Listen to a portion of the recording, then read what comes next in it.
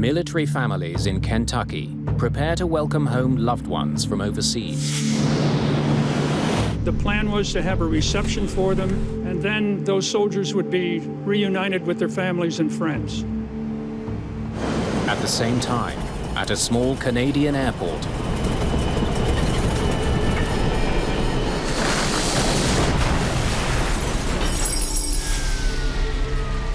There's wreckage all over the place. There was massive destruction. Well, nobody could have survived this. 256 people are dead. It's one of the worst aviation accidents of all time. Anytime a crash of this sort would occur, immediate suspicions would be raised. Answers will be hard to come by. It does not advance safety to get the wrong cause of an accident. As two radically different scenarios for the crash emerge. Mayday, Mayday.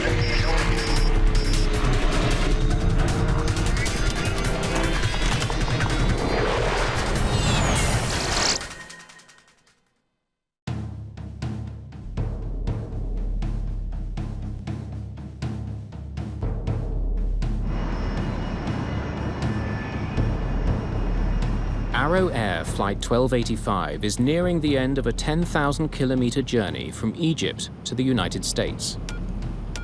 The DC-8 is on its way to Fort Campbell, Kentucky, via Germany and Newfoundland. On board are 8 crew members and 248 passengers. Most of them are US soldiers with the famed 101st Airborne Division, the Screaming Eagles. That division fought through World War II, through D-Day and the Battle of Normandy, dropped in behind the German lines, has really marked its place in history. I think everybody who serves in that division has a special loyalty and a special feeling about the division and being part of it. They had been in the Sinai for 5.5 months. So I'm sure they were anxious to get back to friends and family and to enjoy the holidays. To bring the soldiers home, the military has hired the charter carrier Arrow Air. It was not unusual to do that back in the 70s and 80s, where the government would contract with the civilian airlines to transport troops in and out of the country. At 5:30 in the morning, the Douglas DC-8 lands at Gander International Airport on the eastern edge of Newfoundland, Canada. They had to refuel in Gander before they could complete the flight into Fort Campbell, Kentucky. Okay, guys, I'd like to be refueled, checked, and wheels up in 90 minutes. Roger that. Captain John Griffin has been an Arrow Air pilot for 4 years. He's also a flight instructor for the airline. First Officer John Connolly will be at the controls when Flight 1285 leaves Gander. Mike Fowler, the flight engineer, monitors the aircraft's mechanical systems.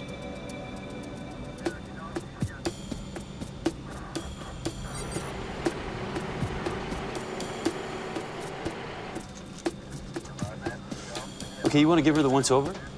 While the pilots run through a series of pre-flight checklists, the flight engineer steps out to inspect the plane's exterior. He'll look for any damage to the fuselage or engines and check for buildups of ice on the plane. The soldiers wait inside the airport.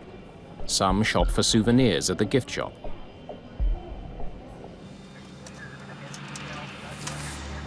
Anything? Okay. Roger that.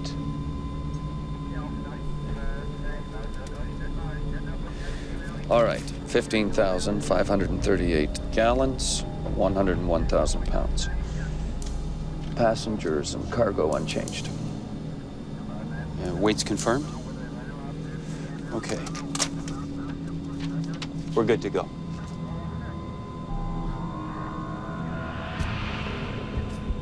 That puts us here.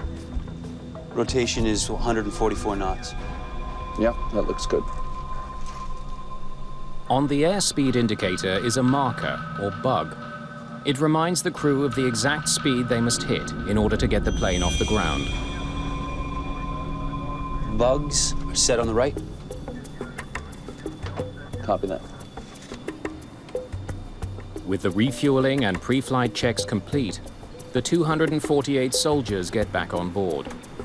I think it was probably a very joyous mood because when they landed in Gander, I know some of them went in and used the telephones to call Fort Campbell and call their families and say they were in Gander and they'd be home in a few hours.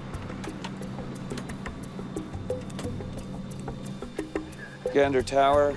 Big A950, we've completed refueling and pre-flight checks. Requesting taxi to runway 31. Big A950, winds at 290 at 4 knots. Takeoff now, runway 22.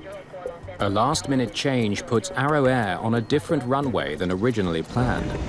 9,900 feet, take off to the south, we're good. Copy that, Gander, runway 22.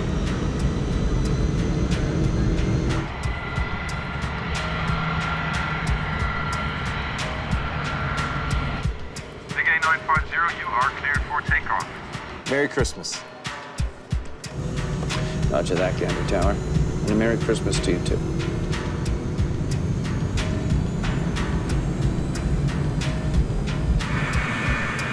The DC-8 accelerates to takeoff speed. 80 knots. Check.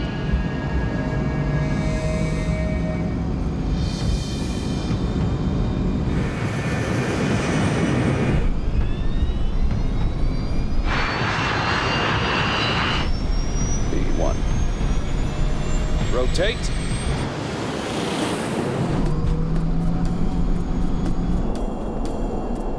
Arrow Air 1285 lifts off from Gander Airport at 6:46 a.m. But just seconds later, She's flying like a pig.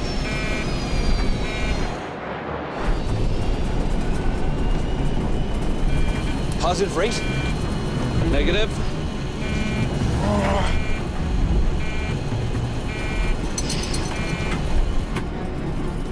I'm sure for the last few seconds, those soldiers knew that there was a serious problem in hand. What's your altitude? Pull up. Come on, airspeed. Airspeed! Watch the trees.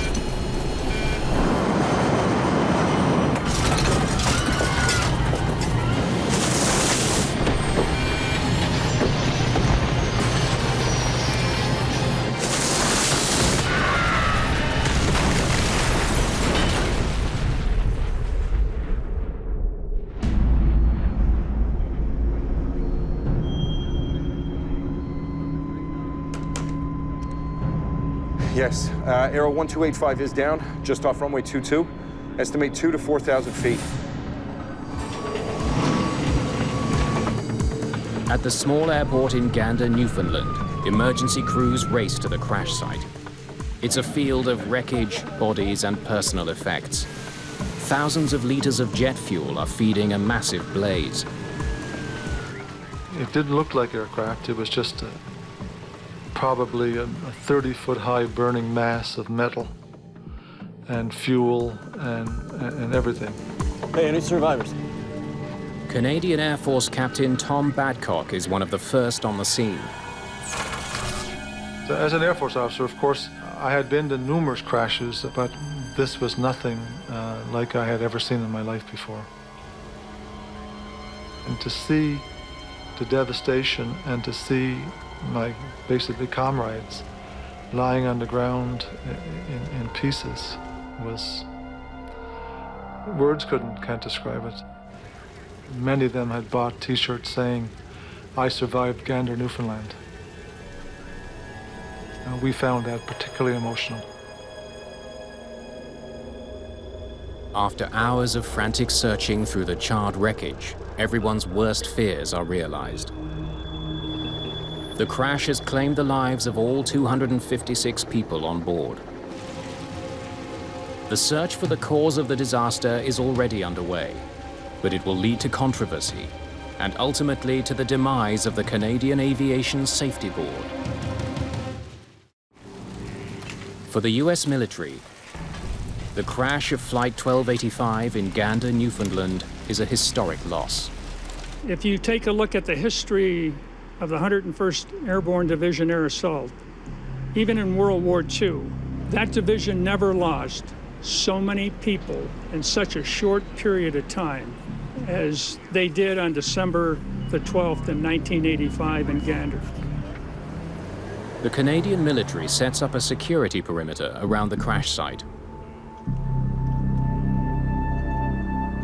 We controlled all access to and from the site.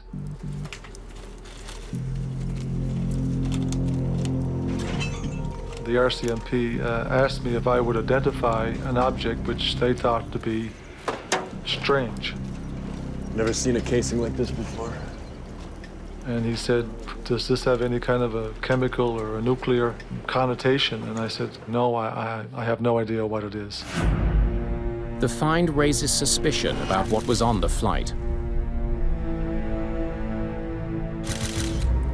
Certainly it's possible that Aero Air could have been carrying things either that it shouldn't have been carrying or that weren't on any kind of cargo manifest. David McNair is an investigator with the Canadian Aviation Safety Board. There are aircraft parts everywhere, and you immediately became aware that it was going to be hard to find things that you needed to find. McNair is joined by colleague Peter Bogue. They arrive hours after the crash to a scene of complete devastation. The sights and smells, it's always unpleasant, but you just have to. You have to do it. That's part of your job. The terrible scale of the crash quickly makes headlines around the world. It will have a tremendous impact on this division. This is not only a sad day for the 101st Airborne, but a sad day for the nation. Most of the young men and women we mourn were returning to spend the holidays with their families. You do not grieve alone. We grieve as a nation, together. As together we say goodbye to those who died in the service of their country.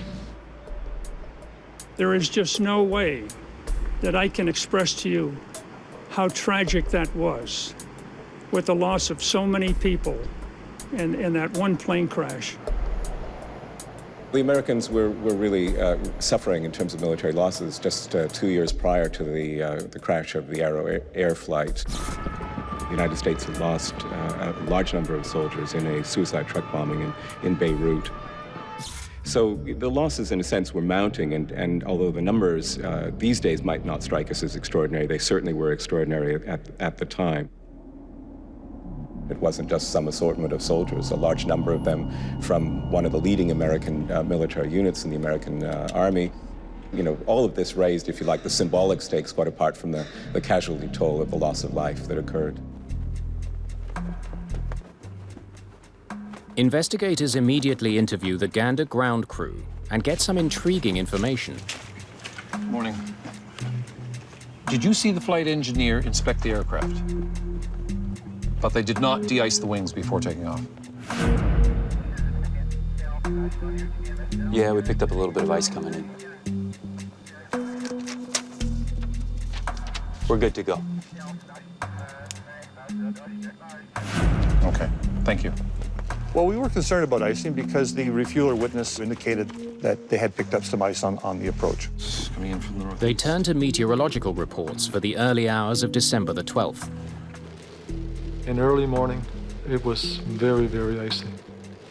And it had been severe freezing rain. They flew in during the time that the forecast was for icing. McNair and Bogue wonder if the crew of Flight 1285 may have made a serious error by not de-icing. They check to see what other planes flying out of Gander did that morning. There were 2 other takeoffs this morning. One de-iced, one didn't. And we noted there was one Boeing 737 that departed that picked up quite a bit of ice on its departure, and that was an indicator to us that the probability of icing accretion or ice gathering on the aircraft was quite high. But the other aircraft, a British Aerospace VC-10, had been on the ground for 50 minutes and did not de-ice. It got off the ground safely. And they took off within 2 hours of each other. Ice cannot have been the only factor in this crash. Big 8950, winds 290 at 4 knots. Takeoff now, runway 22. In search of other factors, they consider the last-minute runway change. Copy that, Gander, runway 22. Not the runway they were expecting. But they quickly conclude that the alternate runway could not have had any bearing on this crash. Runway 22 is the longest runway at Gander, so in fact it gave them the best margin for performance. Investigators examine and document the crash site, trying to determine the trajectory of the plane as it went down. This was a very heavily wooded area, and as it got closer to the ground, it started clipping the trees.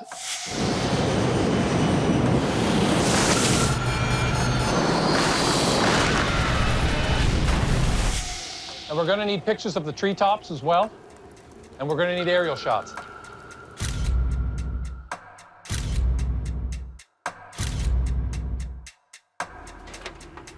But what they need most of all is the information from the plane's 2 black boxes.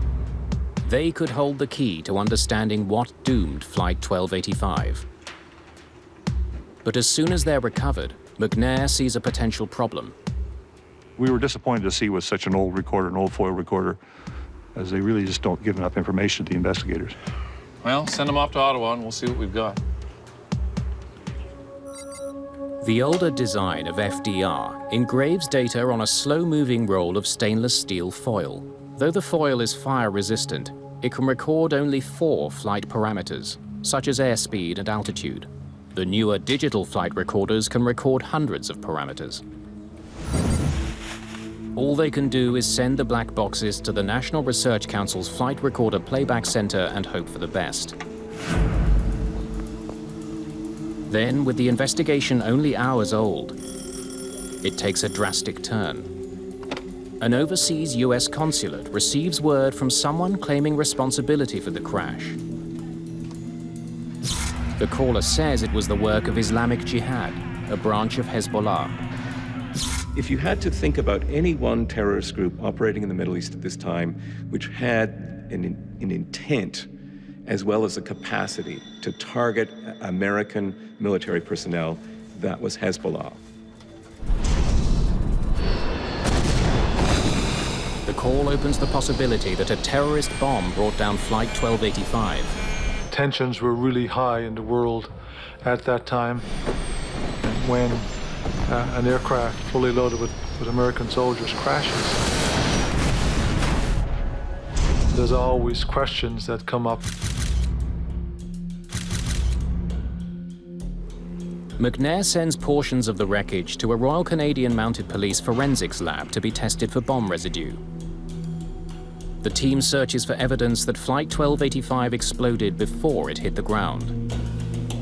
They look for any fallen debris between the runway and the point of impact. If the aircraft had exploded before it hit the trees, one would expect something would come off the aircraft and we would have found it. We didn't find anything, nothing at all. So we knew with confidence that the aircraft hit the trees, the first impact, intact. It's a similar story when the test results from the RCMP come back. They find no trace of bomb residue. And both US and Canadian officials suggest Islamic Jihad's claim of responsibility could be false. One of the things that obviously benefits terrorist organizations is to spread the claim for operational responsibility very, very broadly, so to kind of boost the reputation of their organization, again, to instill greater fear. So it's difficult to separate fact from fiction. With terrorism looking less likely, investigators continue to focus on the performance of the aircraft. 35 feet, 6 inches. 4.5-degree declination. The airplane had struck some trees about half a mile from the end of the runway. And we could see a distinct pattern in the trees. Using photographs from the crash site, investigators plot the height of 378 trees to determine the DC-8's exact position as it went down. The airplane was right wing low with a nose high attitude relative to the trees. through photogrammetry, we determined that in fact the aircraft was way above the stall angle of the aircraft. So the aircraft was clearly stalled in a high rate of descent. The plane's radical nose-up position prevented it from getting the lift needed to keep it in the air. Investigators can't explain why the plane was flying at such an extreme angle. One clue about what the pilots were doing comes from a piece of cockpit wreckage, the airspeed indicator. Look here. Here's the bug at 140. It shows that the crew set a takeoff speed of 144 knots. I would say 165. And that the plane reached an airspeed of at least 165 knots.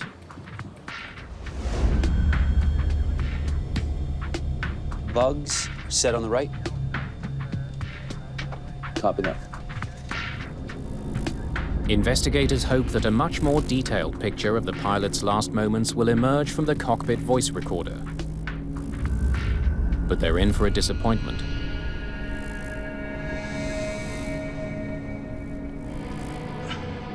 Well, it doesn't sound like it recorded anything from the cockpit.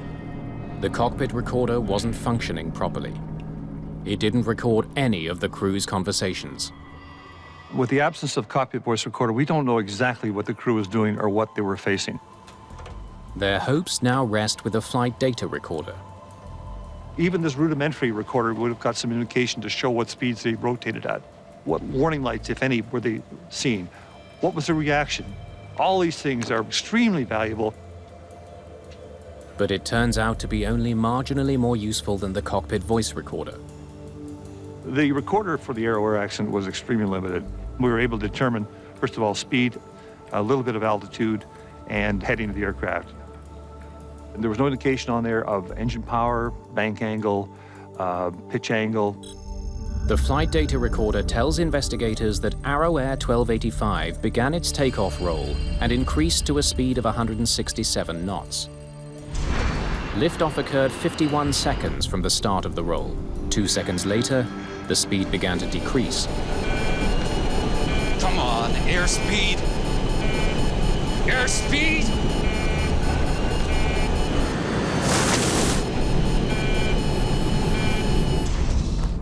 Speed dropped off very quickly, and so we knew that the aircraft was below normal flying speed. We got that much from the recorder. It tells us almost nothing. But a closer look at the flight data does reveal a potentially valuable clue. The distance needed to get to takeoff speed was longer than the pilots had planned for. We looked at the acceleration distances, and it took a little bit longer than expected. 4,300 feet, 100 knots. 6,300 feet, 144 knots. They should be lifting off now. Investigators discover that liftoff occurred some 4 seconds later, or more than 1,000 feet further than it should have. 8,000 feet, 167 knots. Extra 1,000 feet to get off the ground. Why did it take them so long? B1. Rotate. They used the full power, and we would expect them to rotate a little earlier, take off a little earlier. The longer than normal takeoff supports the original theory that ice on the wings played a role in the crash. But investigators know that can't be the whole story. Icing itself is not necessarily the only thing that happened. Accidents don't just usually have one item, they have several items. Determined to find out what else besides ice on the wings contributed to the crash, the CASB turns its attention to the plane's flaps. For the DC-8, the optimal flap setting for takeoff is 18 degrees.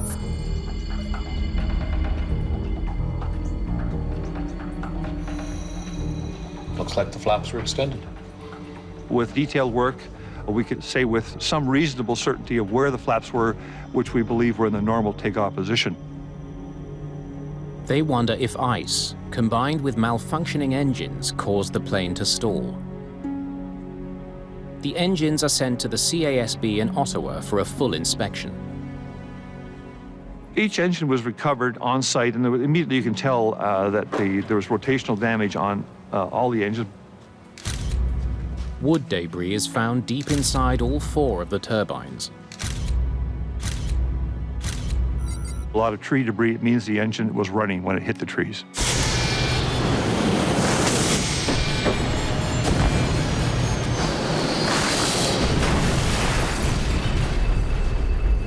Evidence shows the DC-8 was properly configured for takeoff and that there was nothing wrong with the engines.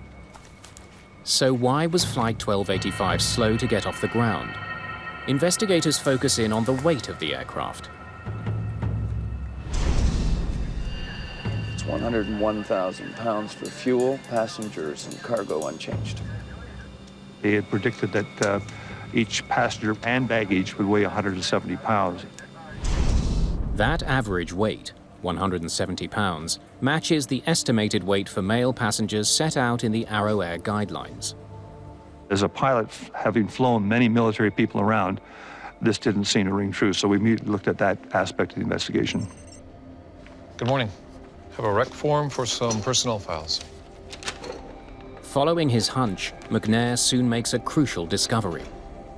Regular commercial flights has a mixture of folks. It has men, women, children, so then the average doesn't work out as much. But this was no ordinary commercial flight. All 256 passengers were adults, almost all of them large men. We actually looked at the medical records of the passengers in terms of getting their actual weight during their last medical.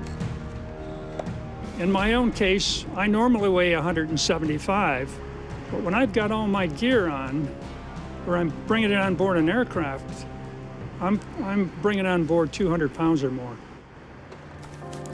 We estimated that the more realistic weight would have been 220 pounds per passenger. That includes the passenger, everything they were carrying, and the equipment they had. With the new estimates, he calculates the weight of the passengers at more than 54,000 pounds. That's 12,000 pounds heavier than the weight recorded on the load sheet. It's not even close. But this plane had been flying with that weight all night, taking off from Cairo, then from Cologne without any problems. The ice picked up in Gander may have made the difference. You can take off at a heavier than normal weight, and if there are no other factors at play, you can get away with it. If you have something else like ice, you have a serious problem. Investigators now strongly suspect that it was a combination of ice and extra weight that prevented the DC-8 from staying in the air. Okay, this has to be it. Ice and weight. We had a lot of scientific basis to say that the aircraft should have flown but did not. Why didn't it fly? We had 2 powerful reasons. One was weight, the other was even probably more powerful, is a small amount of ice contamination on the aircraft. But they can only theorize. No one in Gander saw ice on the wings. It's impossible to know how much there was. That's one problem. McNair and Bogue must now confront another. Some of their own colleagues on the CASB are raising doubts about the findings. One of those with questions is board member and aviation expert, Les Philotas. Well, as soon as I started looking at the draft report, I skimmed some of it and went to the part that was my technical specialty, the flight data recorder part, and as soon as I looked at it, I said there's something really wrong here. Philotas immediately wonders how the aircraft could lose thrust and crash so quickly after takeoff. I did rough calculations, and it just showed that to get that kind of deceleration, you'd have to lose not 1, 2, or 3 engines, but all 4, and that was just a startling thing to see right away. What's your altitude? Pull up. Come on, airspeed. Airspeed!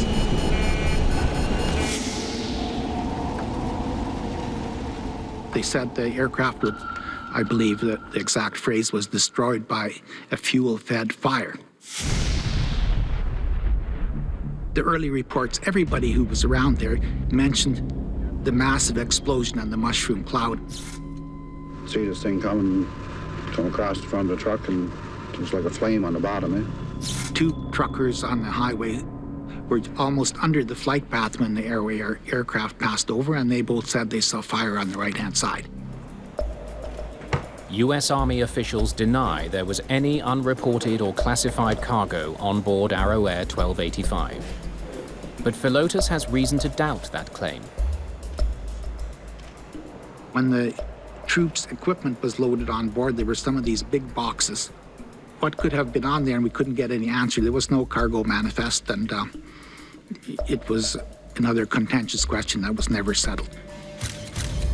Not much attention clearly was paid to security procedures, and you know, this was a different time, admittedly, but still, I think the lack of security at Cairo at the airport as the soldiers came on board the Arrow Air flight for the return journey, I think anybody would have to regard it as shocking, even for their time, and it's the kind of thing that would never be allowed to happen today. Philotas joins those speculating that Arrow Air Flight 1285 was the victim of a terrorist plot. Was it Hezbollah? Did it have any kind of European connections? And the big question, but always in the back of American governmental and security authorities' minds, is there a Cold War dimension to this? Are the Soviets involved? The testimony you're about to give will be the truth, the whole truth, and nothing but the truth, so help you God, I do. Please be seated. Some now wonder if Arrow Air 1285 was at the center of the biggest global scandal of the time, the US plot to illicitly provide Iran with arms in exchange for American hostages. Arrow Air was indeed one of the airlines that assisted a covert operation that was being mounted at the time out of the Reagan White House by a famous individual by the name of Colonel Ollie North. And the Iran-Contra business was very tangled in a very peculiar covert operation. It was not a thin, tiny layer of ice on the wings. Philotas points to photographic evidence to prove his case. My colleague made a trip out to Gander and went to the RCMP photo lab there, where they had literally thousands that they took on the crash site.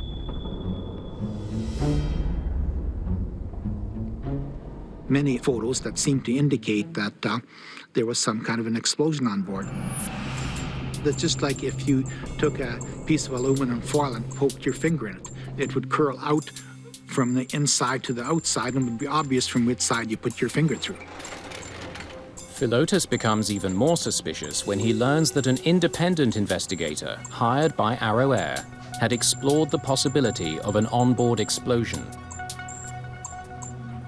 He carefully looked at everything and found that on the number 3 engine, that's the inboard engine on the right-hand side, some of the inlet guide vanes, 3 of them consecutive ones, had sort of a dent in the leading edge, and one of them had some red paint on it.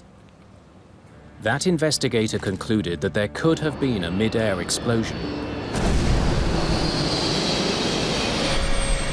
and that the damage and the paint markings inside the engine could have been caused by debris exploding outward from the main fuselage. Another key piece of information for Philotas comes from the post-mortem examination of some of the 256 victims. Autopsies indicate that there were extremely high levels of carbon monoxide in their blood. So if they have combustion products in their lungs, natural inference is that they must have breathed in some combustion products before the crash. From all this evidence, Philotas and his colleagues paint their own picture of the crash.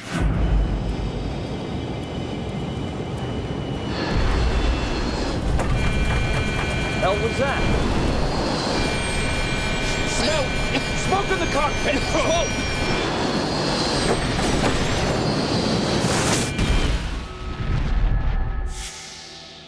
But the lead investigators, McNair and Bogue, maintain that the sabotage theories are nothing more than a sensationalist distraction. We had no indication that terrorism was a player, but we did have a lot of indication that there was an aircraft performance problem and there were icing problems. McNair and Bogue decide the only way to end all the speculation is to scientifically prove their theory that ice combined with extra weight is what brought down Flight 1285. Okay, you want to give her the once-over? Before the mid-1980s, little was known about the aerodynamic impact of very thin ice accumulation. The flight engineer who inspected the aircraft was likely only looking for large buildups of ice that would make the plane significantly heavier, not thin coatings on top of the wings. As part of the investigation, we did a lot of research on the effects of ice on aircraft. Aerodynamic tests carried out in a wind tunnel reveal that even a small amount of ice contamination can significantly reduce wing lift. Just a small amount, the size of some sandpaper, if that's the type of surface you have, it can seriously degrade a large aircraft. That was a surprise to me. The team carries out further tests in a flight simulator. We basically had to reprogram the simulator to degrade the performance to simulate ice. V1, rotate. Every attempt to fly the simulator with the exact same parameters as Flight 1285 ends the same way, with a stall and a crash. Okay, let's run it again with 10,000 less pounds. From the simulator trials, we realized with icing on board, what degraded the lift characteristics of the aircraft, it was difficult to fly a normal profile, and you could easily lose control of the aircraft. Just flying like a pig. Positive rate? Negative. Full power. The pilots would have been able to see that their plane wasn't climbing fast enough. What's your altitude? Pull up. Come on, airspeed. Airspeed. Watch the trees. First Officer Connolly pulled the nose back, trying to get the plane in the air. What he didn't realize is that he was sealing their fate. The DC-8 was already on the verge of a stall. Pulling the nose up only made things worse. The aircraft's weight had been underestimated, its lift compromised by ice on the wings. A fatal combination.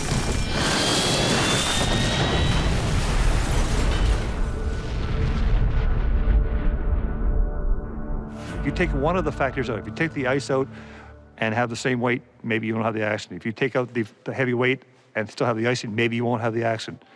But if you have them combined together, you have the accident. As for the suspicious paint markings found inside the engine, McNair determines they came from a front-end loader used to clear debris at the crash site. As well, the extreme intensity of the fire could have caused the abnormally high level of carbon monoxide in the victim's blood. Even the truckers' accounts of pre-impact flames can be explained. If you have an airplane flying at high angle of attack, where it's in a stalled regime, typically or often you will have flame coming from the engine because of compressor stall. As for the terrorists' capability to pull off such a complex, brazen attack, there is significant doubt. Could they have done it? In terms of intent, yes. In terms of actually pulling that operation off in the circumstances, you know, that seems to me low probability, but just at the edges of the margins of the possible. There was a lot of controversy, which we just basically had to deal with in terms of keeping on with our job, because the investigation is not an emotional issue, it's a scientific issue. So we basically had to stick with science. We didn't see any evidence of any other kind of explosion. We only saw the evidence of an explosion caused by impact and the aircraft breaking up. McNair believes his conclusion carries an urgent warning for the entire airline industry.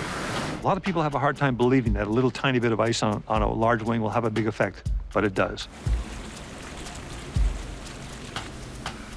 After nearly 3 years of painstaking research and investigation, the Canadian Aviation Safety Board is ready to release its report. But what is supposed to provide answers and prevent similar accidents instead ignites a storm of controversy. The ice theory is flat out wrong. CASB investigators believe they have a convincing report that explains the complex cause of the crash of Flight 1285. I was hoping that, as all investigators do, when the final report came out, that in fact the safety message would be out there and would be accepted. But 4 of the 9 members of the board disagree with the report's conclusion. This investigation appears to involve a cover-up. It's impossible that ice would have been a factor. Crash investigators are, they're always under pressure to come up with an answer sooner than they would like. And sometimes, depending on the intensity of that pressure, it can perhaps create crash investigations which are less than satisfactory. The dissenters take the unprecedented step of releasing their own minority report, citing an onboard explosion as the cause.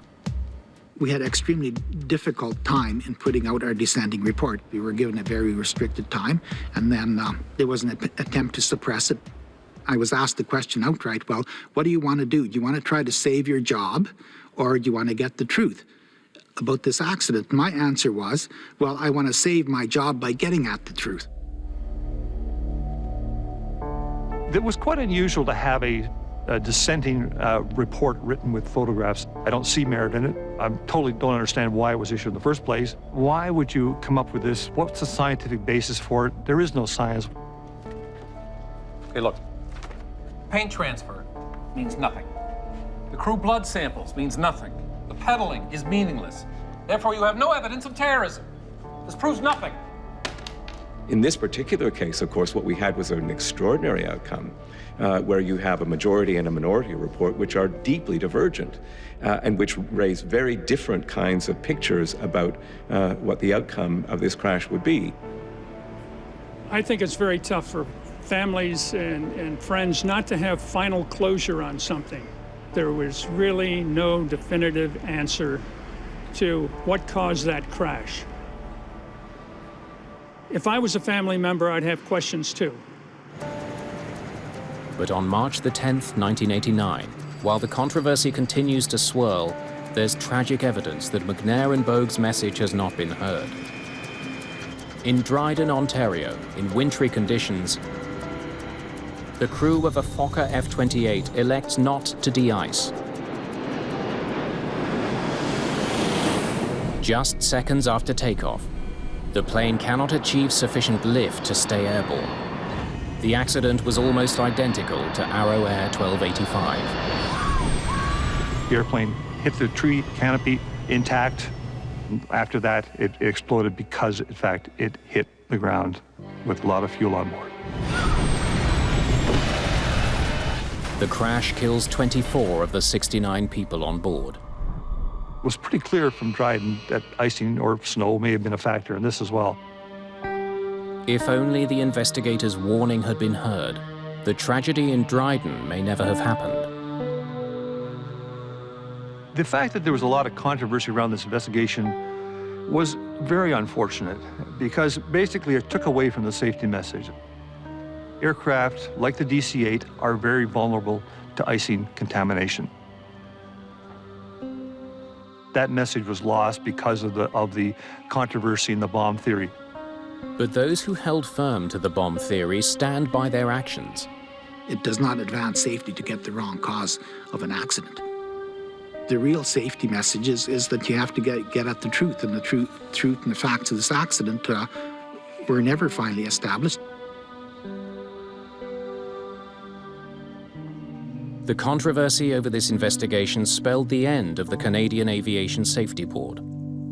It was scrapped and later replaced with a new, better regulated agency. We learned a lesson that cost a lot of people their lives, and that lesson didn't get passed on to other people, and other people lost their lives. That's the sad part for me. I know in my own case, if I really didn't know all the answers and I had lost someone in that terrible crash, I wouldn't be satisfied.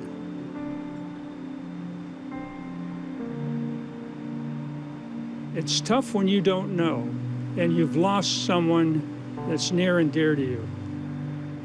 I think we all want to know.